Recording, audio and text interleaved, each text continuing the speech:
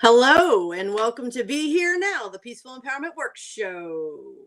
We talk about presence, perspective, and peace. We are on the newstreamingnetwork.com, home of goingboldmedia.com, goingsolomedia.com, and WGSN-DB, Going Solo Network Radio.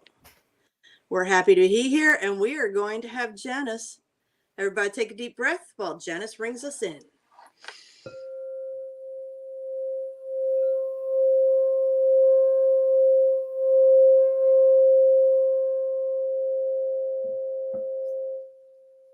Excellent. I love it. Inspired by our sound healing show last week, Janice brought her singing bowl with her. That's right. And it sings. It sings beautifully, beautifully. We're happy to have you here today. Today's topic is keeping it real to help you heal. And Janice, I'm being guided to ask you about how you found singing bowls.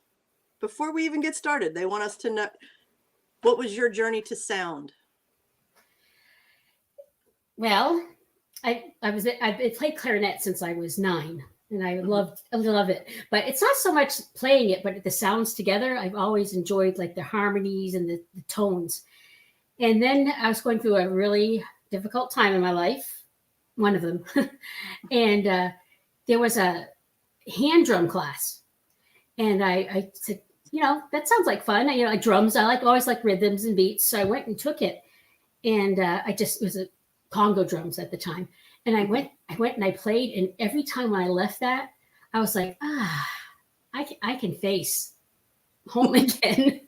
And it just shifted me. And since then, I've always been curious. And then I had an opportunity later on when I was, a couple of years ago, when I was looking into, I saw that you did a lot of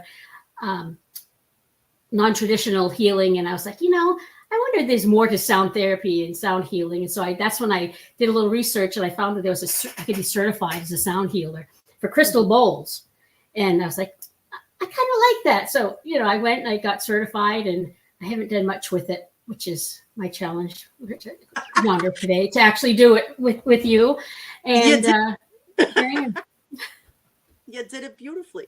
Yes, and we hope to see more of it. We hope to hear more of it. There we go. All right, perfect. I think it was great segue from last week's show with our guest Heather to this, because we have the gift of sound with us anytime Janice is here. That's right. Excellent. Okay, so we're going to roll into this week's first segment of What's It Mean to You? Ka-chung! All right. Okay. Anybody who has ever been on a team that I coached when I was teaching and coaching and beyond knows that I always truly believe that attitude is everything. So that was the inspiration in the meme that I chose for this week. There's 2 ways to look at life. 1, nobody gives a shit. Or 2, hey, nobody gives a shit. It's so freeing when you do the second one, really. It really is. Yes, because how we approach things really does make a difference. Really does make a difference. I'll never forget sitting in a workshop for, one of my teacher meetings, and they were talking about the 7 habits of successful people or something like that. And one of the first things was attitude and perspective. Is like, you can go out and you're getting in the car to go to work and you realize you have a flat tire. It can be, oh shit, I have a flat tire. What am I going to do? And you roll into this ball of black doom and gloom. Or it's like, hey, I have a flat tire. I can be late to work today. I like that. Yeah. So it's all about how it is you want to approach whatever it is that's happening. Attitude really is everything, and perspective can shift the amount of joy, happiness that you have in your life. So, yeah, that was my meme for the week. I love it. let's see what Janice has for this week. Mine is actually related to work, which is a little old for me because I actually just work part-time from home now. So I don't have the same interactions with coworkers. And I've been lucky to have some great coworkers. But of course, there's always someone, and I just love this. So I don't know if you can read that, but it says, I can't read that actually. Can you, Judy? Yep. It says, my inner dialogue when someone's rude at work, but I still have to pay the bills. And I'm going to play for you what goes with this. Breathe out. Don't knock their ass out. They breathe in, breathe out. I'm not going to scream and shout. I said breathe in, breathe out. Don't knock their ass out. I said breathe in, breathe out. I'm not going to scream and shout. I hope you could hear that. Yes, we could definitely hear that. I love it. I love it. Internal dialogue because you got this.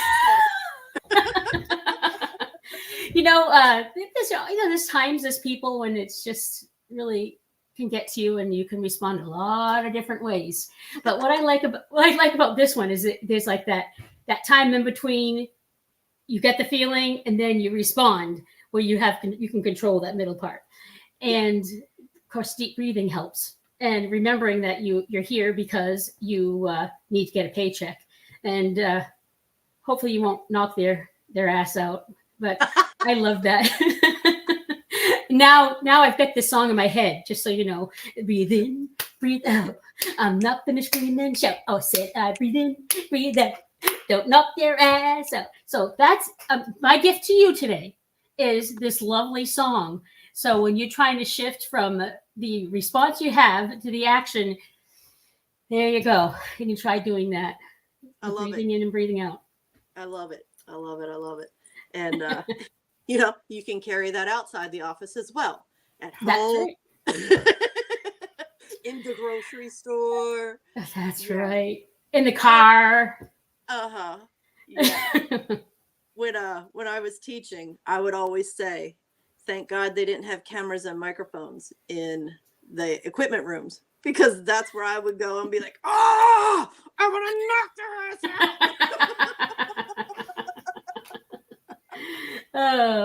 And actually for me, I tended, again, I don't necessarily act out, although I suppose I have at work sometimes, but rarely. I tend to take it internally. But it's still the same thing, because as soon as I take it internally, then I kind of shut down and I'm like, that's my coping mechanism. Just take it in. It's probably about me and I can't do this. And look, I can't even handle that. And it's the same thing. It's still, it's the stimulus, then it's the action, and whether your action's to scream and shout, to beat or kick, or to just beat yourself up, it's that time energy that you've got to work on. I need to work on separating that too. It's that power in the pause. Make your choice. Exactly. Yes. You're going to go down the tunnel home, or you're going to sing a little. Yeah, because as soon as I go into the shutdown mode, forget it, then I can't focus on things. And it ends up, especially at work, then I'd have a hard time focusing. And then fortunately I had some good work friends and I could go talk to them, and that helped. Oh, absolutely. Yeah. The teacher community, if you didn't have the resources there where you could just go and vent. Whew. Yeah. I talk about teaching a lot because that's that's what I have outside of the spiritual work that I do. That's what I have to relate to. Yep. Yeah. I was never one that worked in an office building. So teach what I got, folks. That's true. That's right. All righty. Excellent. Last week we talked about our good news segment, and there's no good news like good news like Gary Gnu. That's right. So, what good news does Janice have to report today? I want to talk about Officer Tommy Norman. I don't know if you've ever seen his show on YouTube or anywhere, but I find him inspiring. So I'm going to just talk about what this is about. And my favorite part is he's a police officer in Little Rock, Arkansas. And he is like a great example of community policing. He works especially a lot of time with disenfranchised people, less abled, low income. And he actually, it has to be his personal time. He can't get paid for all this, but he actually does like a Friday breakfast club with the A team, where it's a group of about, I think they all live together, and he takes them out. And he actually, on his site, he has an address. He took out a PO box, and he accepts donations. And so often you get to watch him giving these people things they need, whether it's a shirt, pants, haircuts, breakfast. He does it, and it's just really impressive. And my favorite part that he does is he has this man. His name's Davey. He's 41 years old. He started, his story is he's an officer, and he'd be driving around. He'd see this man riding around his bike, an African American man riding his bike around all the time, and he thought that was interesting. One day, the guy's name's Davey. He saw Davey leaving the donut shop, so he stopped by and said, "Hi, how you doing?" Because that's this community policing. And then he talked to him, and the man reaches in his wallet, takes out a card, and gives it to him, and it says, "I am nonverbal. This is my mother's name and address," so that you would know if you try to talk to him. What's it? So that was interesting. So Officer Norman's like, "That's great." Ended up contacting his mother and saying, "Hey, is it okay if I just hang out with him, do some things with him?" And of course, she loved it. He actually was born, what made him lose his nonverbal is he was born with meningitis that took his speech when he was young. So he started bringing him places like to the Breakfast Club, which is at Cracker Barrel Friday mornings with the other, I think he takes about 8 people. And one of the days he had him with him, he stopped by and checked his mail, and then drove off and finished doing something with Davey. The next week, Davey shows up at his house, rode his bike to his house. Oh, wow. And the officer's like, "What?" Calls up his mother, says, "Davey's here. I don't know how he knows where I live." And then says, "Well, have you ever just stopped by your house before?" And he said, "Well, yeah, last week I checked my mail." Davey has a photographic memory. Oh, So wow. that's it. So Davey then, from that point on, actually with permission and that, he several times a week he rides his bike, and it's quite a ways, I don't know the number of miles, to visit the officer. The officer, this is personal, this is not work. And he brings him to speaking engagements, and the officer says, "He is my angel." Oh. He says he shows up when I need him most. He just, he can't call him, and they can't call each other and talk, "Hey, what, can you come over?" He's nonverbal. They can't do that. So he just shows up. And they're best friends. And one of the things that Davey does is he writes on paper his name over and over and over on paper. So what he does when he goes to visit the officer is he puts paper in a little baggie, the grocery baggie thing, rides his bike over, and he gives it to them. And it's like a stack of papers, hundreds of pages of just his writing his name. Oh, wow. Which is, it's such a gift, it really is. And that's how Officer Norman sees it. And he's like, he's his angel. He believes he's his blessing. And he says, that's all that Davey wants. Just go over, bring the paper. He'll pick up his mail on his way up the driveway. And sometimes he'll stop at the dollar store and actually get a little something for Officer Norman. And Davey's sister said, "Officer Norman, you're the only friend Davey has." Aww. And this has just transitioned into this so touching story. The part that I love when he has him on video is he'll ride up on his bike and goes and checks the mail and then walks up. And then Officer Norman says, "Davey!" And he's like shy, and he like covers his mouth and smiling. And then he lifts up his leg and shows his socks. Because he's got a sock thing. And he wears different socks all the time, and they're the funniest socks. But he loves it every time. Davey! And he smiles, and he lifts up his leg. So what's happened is, of course, people have donated Davey now socks and papers up the kazoo. So he has that now. That's the thing, is every time you see him, he's got the silliest, funnest socks on, and it's just.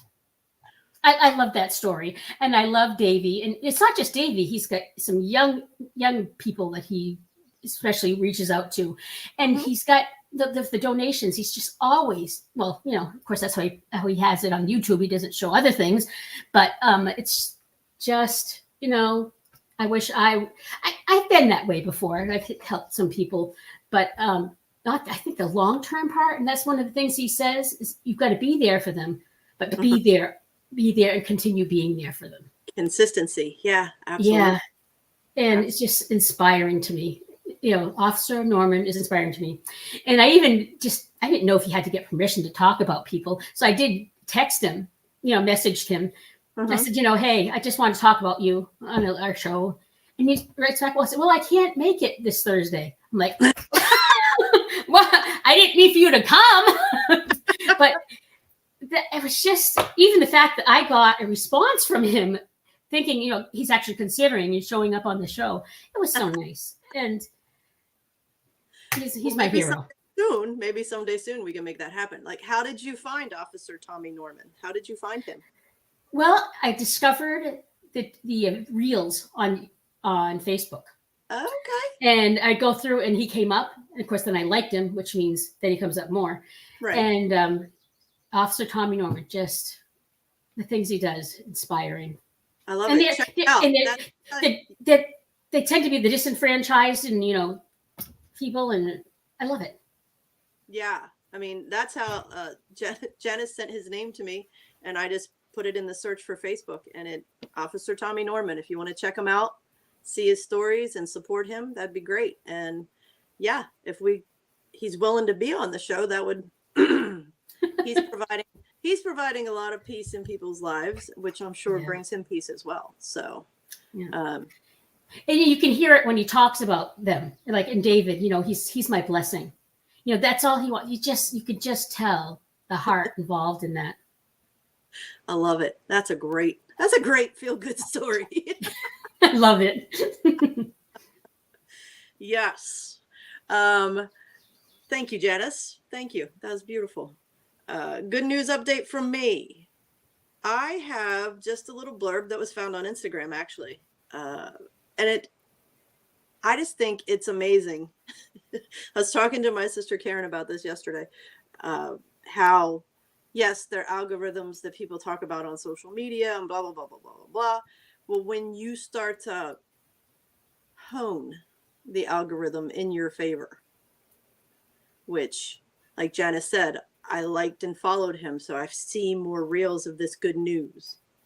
And being able to focus on the good news, snooze the things that aren't so uplifting, then all this good stuff starts to feed and fill my social media platforms. Yeah. So this was great. It was a guy named Chris Blaze, and he needed a new washer and dryer. So he responded to one of the marketplace ads where a guy was selling a Samsung washer and dryer. The guy was asking $500 for it. And Chris said, I told him that I just had a kid and I could only afford $400. Would that be okay? The guy said yes. He went over, he picked up the washer and dryer, took it home, hooked it up. Everything was working great. And he gets a message from the guy he bought the washer and dryer from. And it says, check your dryer. There's a gift there for the baby. And he checked the lint trap and there was his $400. Aww. Yeah. So he just wanted to shout out to the man. And oddly enough, Janice, his name is David too. Wow. That's nice. Yeah. So he just put a shout out on Instagram to thank Davey, which, it doesn't take much. You can, in your own world, do the same thing. Mm-hmm. I used to be the director of Patch Program, which is a little nonprofit helping people program in Hardwick, Vermont, where I live.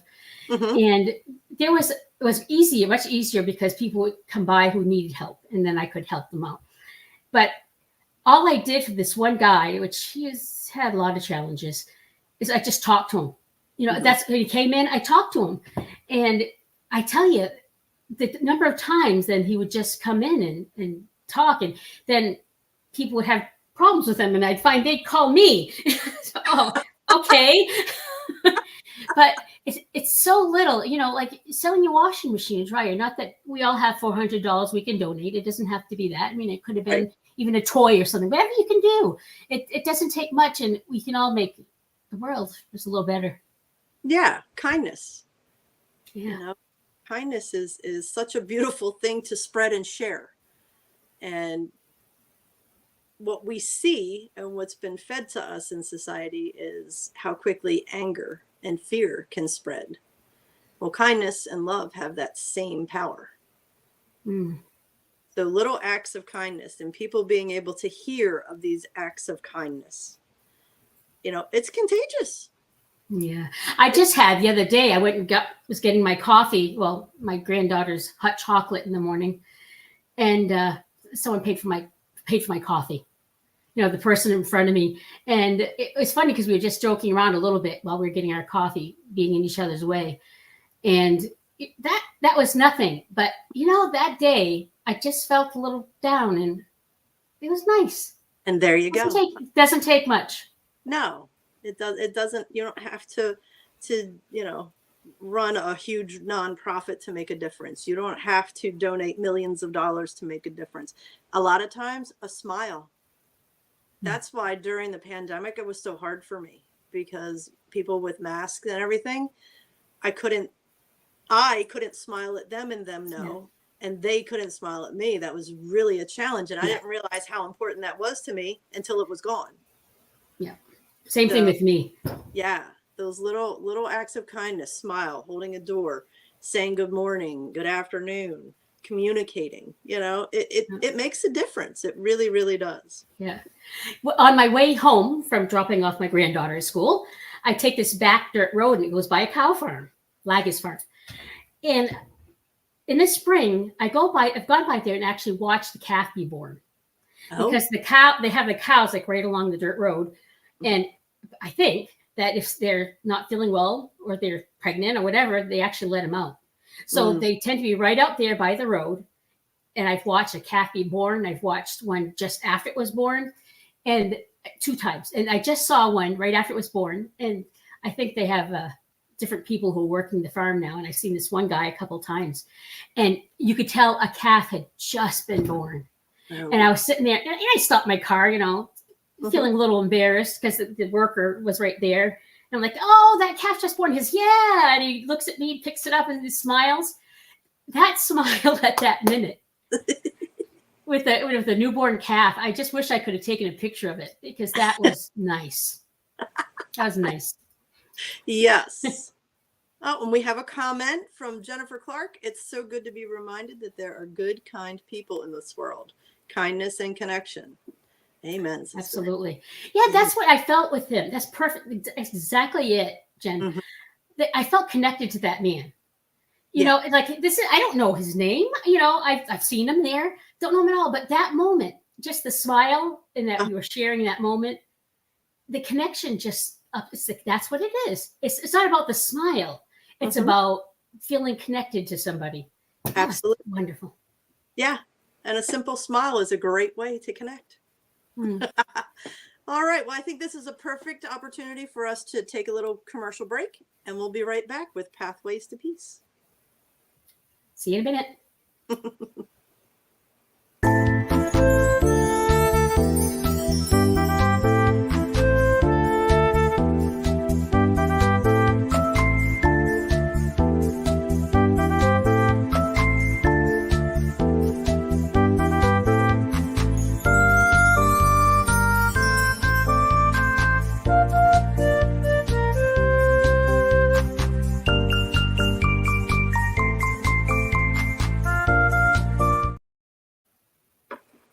And we're back. Thank you. Myself dancing to the little ditty of the commercial. Yeah, our show goes through this business we saw the commercial for, and I know we were probably going to segue this later, but we go through there. It costs us a little money, not much, and any donations can help us support that, and we'll talk more about that next week. Yes, and here we are with Pathways to Peace. Our topic this week is keeping it real to help you heal. And we picked a couple memes just to stimulate some conversation. And I'm a firm believer that the truth will always come out. You might as well save yourself the energy and just be honest from the start. And that's a lesson that took me a long time to learn. A very long time. And it's not that I was a big liar. It's not that, but it was that fear of getting in trouble. Yeah. That my knee-jerk response was, oh my God, what can I say to get out of this? Yeah. What can I say so that people aren't angry at me? What can I say so that I'm not at fault? I remember one day where I was thinking, you're lying. I mean, you're not telling the truth, the full truth. And I just looked at that and said, why do I do that? But I really was conditioned as a child. I was so afraid of being rejected and not being loved that I would maybe present things a little differently or whatever. And that was my habit for many years because, I accepted it and I forgave myself finally by knowing that, you just are so afraid of. Yeah. And it's fun. I can remember the exact moment as an adult where I was like, I just got to face the facts and step up and be like, I screwed up. And I was a co-athletic director for the high school. And I was in charge of ordering uniforms and equipment and things like that. And I ordered softball pants for the softball team. Thought I had because there were two different pair that we were deciding between. Coach picked one pair. I was positive that was the pair I ordered, and the shipment came in and it was the other brand. And it was like, knee-jerk response was, okay, who can I blame this on? This can't be my fault. This is a lot of money. And then it was like, just suck it up. What's the worst thing that can happen? Are they gonna expect me to pay for it? I don't know. But in that moment, it was like, yeah. And it's amazing that people, if you're just honest, I screwed up. I'm sorry, that they'll forgive you. And, when you apologize or whatever from the heart, that gift of it's okay. Yeah, absolutely. And then, okay, so yeah, I finally learned in my adult life that I don't have to smooth corners. I can just be honest when I screw up, and it's okay. Yes, there may be consequences, but whatever. Okay. Yeah. And then you roll into doing this inner work and looking at yourself. And that's when I realized that part of self-love is calling yourself out on your own shit in order to grow. Because if you're not you're not being honest with yourself, you're not being honest with anybody else. And that's a tough pill to swallow, because one of the toughest pills for me to swallow, and I had to be honest about, was the suffering that I had going on in my life. I played a huge role in. I couldn't point fingers and blame it on anybody else. It was about me. So when we're doing the work that we're doing, we have to keep it real in order for us to continue growing. Yeah. And that doesn't always feel good. No. It doesn't always feel good at all. Yeah. Even just a couple years ago, when I was kind of at my most stressed out worst, I just started a job and I screwed something up. I sent something to someone I shouldn't have. And my supervisor calls me up and says, what did you do? It's, a little aggressive. And that totally triggered me. I was just like, oh, I don't know. And then I think that I was just going to do the blah, blah, blah, blah, blah, blah. And I just took a deep breath and said, I can't talk right now. This is really upsetting me. I'll call you back in a little while. I was going to lie. I was going to the truth, and I called her back later and I just said, oh, sorry about that. I was feeling anxious about it. And yeah, I did send it. I didn't mean to. And, I'm not saying she was okay with it necessarily, but right. What that happened was I was okay with it. Because I was, instead of, if you don't, if you keep it inside and you don't keep real, you still have that tension inside you. Where when I just said, I did it. I forgot. I'm sorry. Yeah. Yeah, I mean, when you apologize and then make the effort not to make the same mistake again, then your supervisors are like, okay, all right. So when you screw up, they know that it's a true mistake. It's not out of carelessness. Because there's a big difference of apologizing all the time, and not changing the action. And that was something when Maddie was growing up. You know, it was, as a parent, you know, you read all the stuff, and it's make sure you put them in a timeout, and when they come out, they need to apologize for their behavior. Hello, Michael Heath. Thank you for joining us. That is great. Yeah, Michael's saying, when having made a mistake, I like to get out in front of it and admit it. Yes, people respect honesty much more than someone trying to wiggle out of responsibility. Amen, Michael. Yeah, amen to that. Absolutely agree. And we got Jen coming back with, even aside from mistakes or fessing up, not being honest is a way to keep your true self hidden as well. It's true. Yeah, that's an excellent point. If you don't tell your truth, no one can see you. Absolutely. Excellent.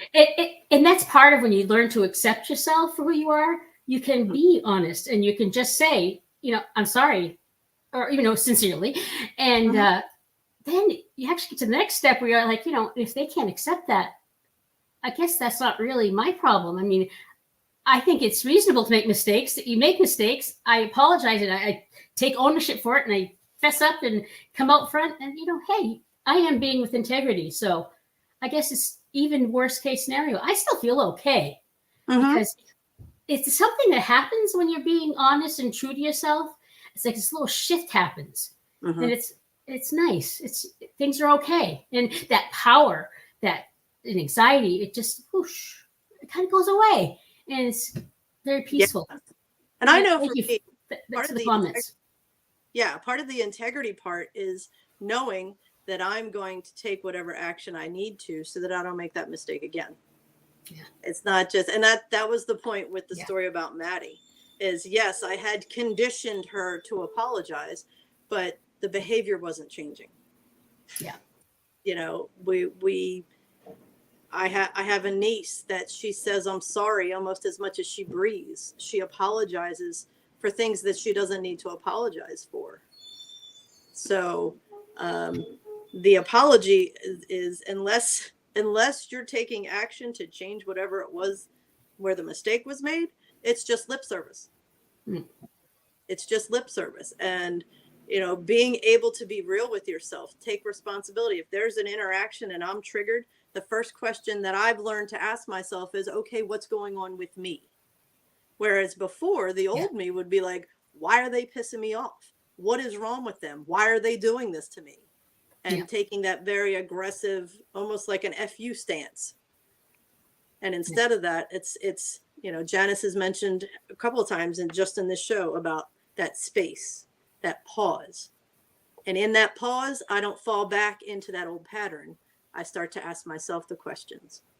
And sometimes you get the answers that you don't like. You know, who's being the asshole in this situation? I am. Ooh, ouch. Okay. Yeah. Yeah.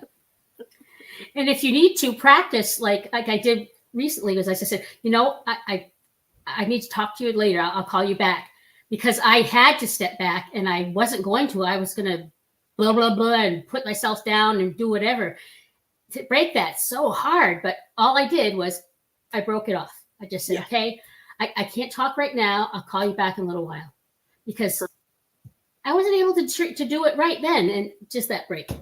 And that honors you. It honors you. It honors them. And that's beautiful, you know. And I've shared before in last season's shows that, you know, Maddie, my daughter, and I are very much alike. So we would combat conflict a lot. She's very strong-willed, as am I. And it got to the point where we were just arguing and fighting. And it's ridiculous because it's a 7-year-old kid, 8-year-old kid. And a friend of mine said her and her daughter used to be the same. And when that would happen, they would throw the timeout sign. And whoever threw it, it had to be honored by both. And that's exactly what it allowed. It allowed the pause. You go your separate ways, I would say, get your shit together, calm down, and then let's come back and talk about it. It wasn't time out, shut up, we never talk about it again. It was time out, go calm down, let's find out what the real issue is and come back and talk about it. And I mean, I think that was a huge turning point in my relationship with my daughter. And though I don't throw timeout signs for anybody else, I mentally think that same process. If I'm triggered, okay, let's take a breath and let's figure out what's going on. Yeah, this is so true. I mean, even though I've talked a lot about work, it's harder to identify sometimes in personal, familial relationships. And especially you get into patterns. You get into patterns. And my granddaughter, who we adopted and I'm raising, she can trigger me. There's so many reasons because she's afraid of abandonment and she's afraid of the same things that I'm afraid of. And it's triggering. It's so hard to be able to stop the pattern. But then I'm going to want to say, well, you know, all that I do for you, you know, I want to, because, you know, I try so hard. You got to love me. You know, it's, whoa. It's just being able to stop it at that point. It's you know, if you can do it, try to do it. It's a gift because you can get to what's really matters. And hopefully this, what I try to do is then go back for after. I said, you know, I've got my own issues around abandonment. I was responding wrong. And I'm sorry. You are, and then I can be, you know, more of a healing person instead of a reacting person, which is, you know, very easy to just react. Oh, absolutely. And it also models for them. You know, it was great because it was empowering to Maddie. She didn't have to stand there and listen to mom, blah, blah, blah, blah, blah. She could throw the time out. And it was always respected. No matter how angry or fired up I was, I had to stop because that's what we agreed on. And in respecting that boundary, it allows growth.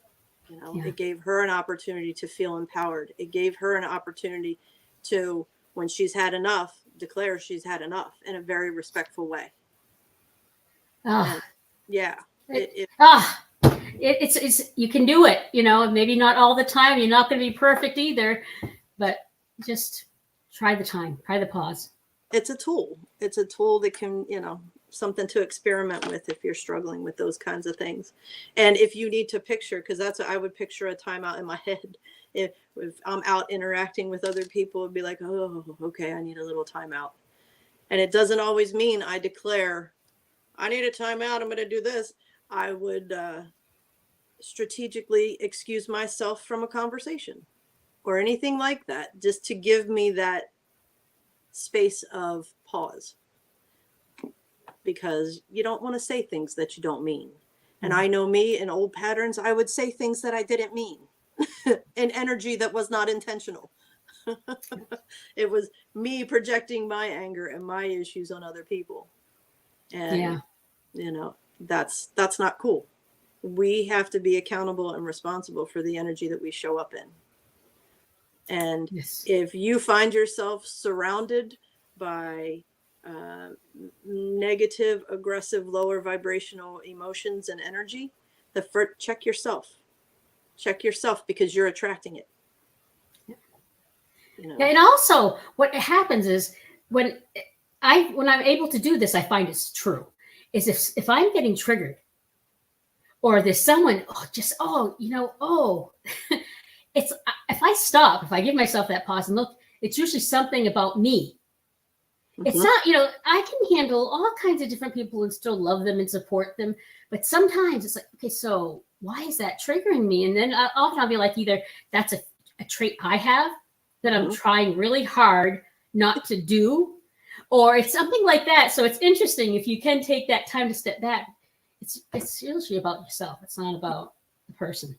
Nah. Yeah. Step back, check it out through a different set of eyes. And you are absolutely correct.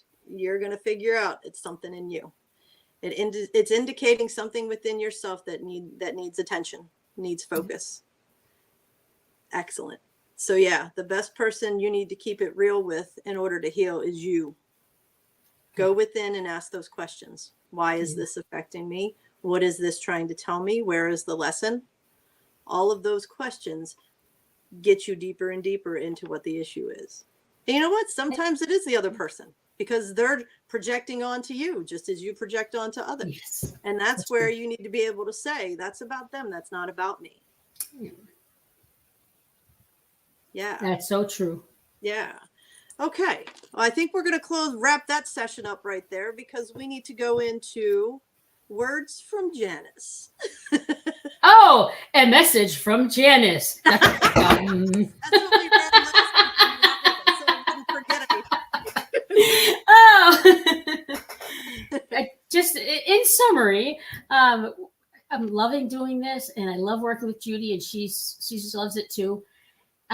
There's a cost to it. We don't need our time because we love it, but we have to pay for the show. We have to pay for insurance. We need just whatever. So we're hoping that you'll feel free to donate if you're able to, and if you donate in $25, we will give you a gift. And we are, by the way, a 501c3 non-taxable, whatever. Yeah, thank you. That's the word. Nonprofit organization. So you can then use it for your taxes. But the shirts I make, I will send you, if you make $25 gift, a t-shirt. See, different color today. We got our little logo in the front, in the back. Perfect. You see it? Yep. Beautiful. Yeah. Right from my hands. And yeah, I'm not perfect, but I'm getting better at this. So. Love. Yes, I'm imperfect, and that's okay. Yes. So if you make a $50 donation, we'll do a sweatshirt. I'll give you as a gift. I'll make it and send it to you just because I really appreciate it. Everything helps. And you can do your donation by going on our website. It's at the very bottom. Donate. Email me at peacefulempowernmentworks@gmail.com. And I'll get your size, and we get different colors, and I'll send something out. I'll send a shirt or a sweatshirt out to you. I appreciate it. Thank you. Perfect. Excellent. Well, that's the end of another show. We want to thank you all for choosing to be here now with us. And until we meet again, don't forget you're awesome. Thank you. And don't forget, you're not alone. We share this life together. Thank you. Thank you. Bye-bye.